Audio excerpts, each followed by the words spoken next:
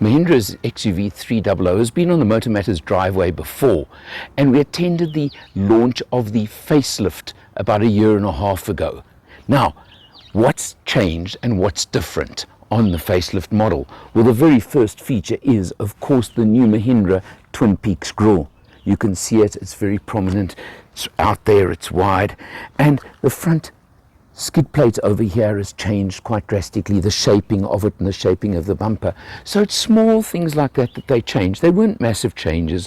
Daytime running lights, you can see you've got projection LED headlights, and the daytime running light runs down there as well. So these are all things that you like and you want to have on the car. Now, the test car we've got right here is the W8 top spec model. You get various spec levels in the range. So just keep in mind that this is the highest spec level. So you've got very nice looking alloy wheels over here. They are 16 inches, and the twin colors, just they look the part, they look good. Of course, the cladding that you expect on any car these days. And then very interesting over here, not just the cladding at the bottom of the doors, but you've got the silver and the chrome over there. So good protection and just a bit of bright work to make it look good. The test car is a two-tone, so you've got the black roof as well and matching black roof rails. Quite an interesting little point. And note over here, you do have on W8 spec keyless entry, which includes the mirrors folding automatically and push button keyless start when you start the car. So you've got all these little features on the car as well. Let's take a look in the back seat right now, because I think it's important for you to see the kind of space you've got. Take note, we've got our baby seats in the back. How's that? So you can see, fits nicely, lots of space. Driver's seat set for myself as usual.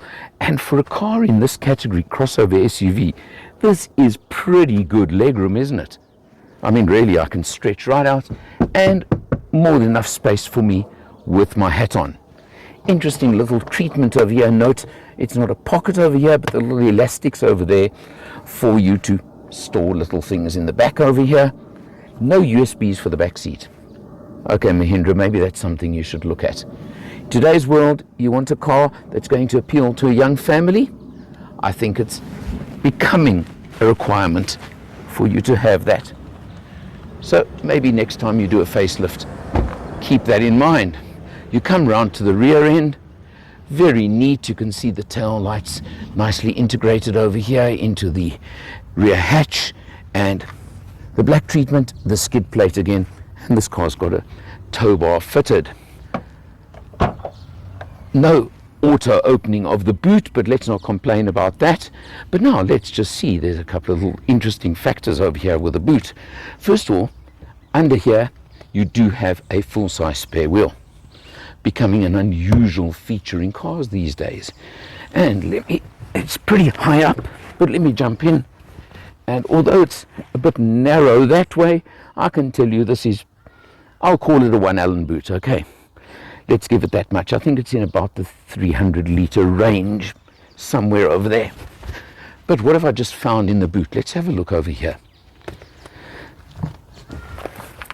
Very interestingly, I encountered Lev Trade and Burn Shield at the launch of the facelifted model, and I was given a first aid kit by them. Now, you should know, if you watch my videos, that I always go on about safety in cars, and I always stress so much about the safety factors of cars. Well, why don't you have a first aid kit in your car?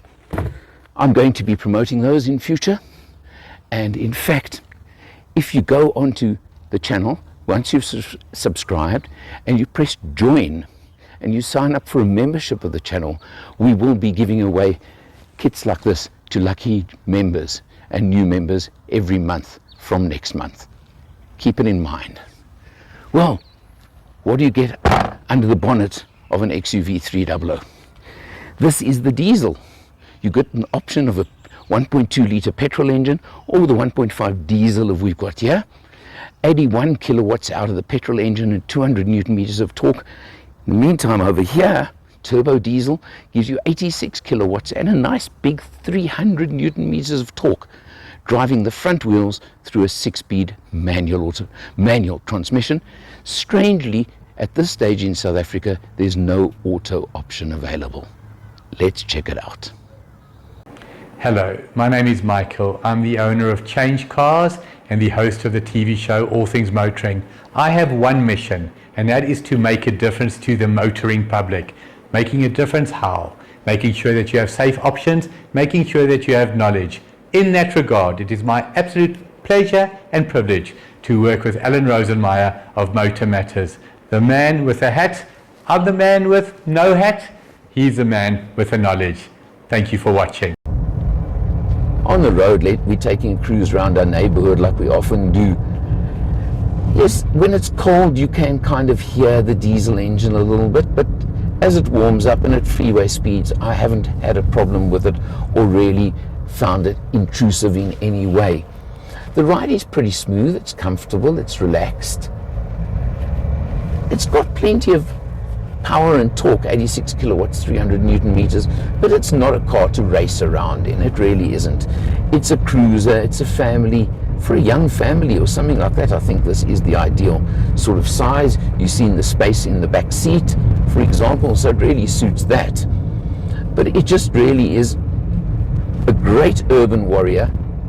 But of course, with the diesel and the diesel torque and the fuel economy, it's certainly for a small family or a couple is absolutely suited to heading down to the coast or on a long trip. There's no reason it won't handle that beautifully, and you'll probably sit at like 5 liters per 100 on a trip like that, something crazily low. So it does have advantages in that sense. The clutch is light, the gear shift is light. It just is what I term a nice, easy car to drive. And I think that is the kind, exactly what fits in when you're looking in this category. Jumping in behind the wheel as always, have a look at that. Instrumentation is pretty basic, it is digital, but it's just what you expect from any car. But the important figure I want you to look at is that 15.2 kilometers per litre. Now, we've done a lot of urban driving, freeway. We did not do a road trip on this test, just to put it in context. And that gives you about the 6.5 liters per 100 figure. That's not bad, and you could even improve it if you're just cruising purely on the open road, I can tell you that much. You do have on your steering wheel, as you would expect, cruise control and everything else. And over here you do have your sound systems, etc., etc. Behind the steering wheel over there, you can see you've got your auto wipers, and on this side you've got auto headlights as well. Remembering this is W8 spec. Now down here, the previous generation model, pre-facelift, if I can call it that, had all this cream trim. They've now done away with that for the new one. But you can see the little panel over there where it's still the cream color. And you see the button in the middle that says stop start. The Mahindra stop start system, I'm sorry, it's my biggest complaint with this car, is just not my favorite one. And I try and remember to turn that off every time I jump in the car. Just one of those things you live with, you don't live with. I just switch it off. It's much easier. But what I do like is the fact that they've done away with the light colored trim that the previous version had, or the pre-facelift, and it now is a nice dark colored interior. And on this W8 model, you'll see it's got the dark trim throughout, on the doors as well, and the seats, which are leather trimmed, have black with red inserts and a lot of red stitching, etc. But it really is a big, to me, jump up from that last one. And that is what really does matter. You can see, and I've shown you the space, but the red trim is not over garish as far as I'm concerned. I think it works okay to me. Now another big change was the touchscreen went from a 7-inch to a 9-inch, which is a big difference, isn't it? And they definitely improved various features. Look at that, your reverse camera works nicely. You've got the guidelines, easy enough. And also Android Auto, Apple CarPlay work nicely because you do have 2 USBs down below. Something that's unusual on this car is if you want to scroll through your trip meter, for example, you press a button over there, not on the steering wheel, on the stalks, as on many other cars. It's no big deal. Once you're used to it, you know it, and it's very, very simple. You've got nice dual zone climate control system, very effective. The heat in Joburg for the last few weeks has been unbelievable, and let me tell you, it's really been effective and worked nicely. I mentioned the two USBs, and you've got a 12 volt over there. Something a bit strange is the fact you've got this little area over here with a little rubber mat, but it's a tiny bit too small for a cell phone. Just a bit odd, and not a big deal, but it would be nice if your phone sat a bit nicer in there. Your 6-speed manual gearbox, well, nice and light, easy. The clutch action is easy, it's smooth, it's comfortable. The overall ride of this car is nice and smooth and comfortable. So I've got no complaints whatsoever about that. And you've got a nice old-fashioned traditional handbrake. All good features, all good facts, and they work. You've got height adjustment on the driver's seat as well on this one. So all these things.